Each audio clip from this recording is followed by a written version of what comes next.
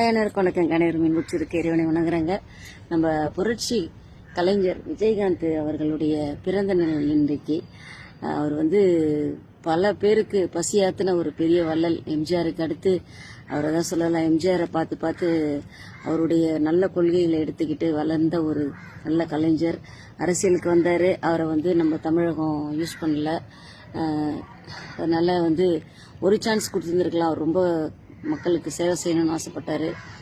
இப்போ அவருடைய மனைவியும் பையனும் அரசியலுக்கு வந்திருக்காங்க. ரொம்ப சந்தோஷம்.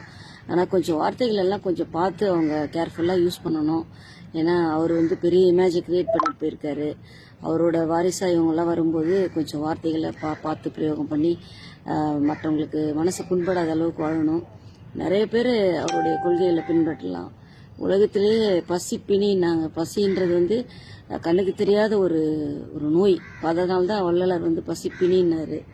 அதை போக்குன ஒரு நல்ல ஒரு புரட்சி நடிகர் அவர். அவருடைய புகழ் வானோங்கி நிற்க என்னுடைய மனதார பிரார்த்திக்கிறேங்க. Thank you so much.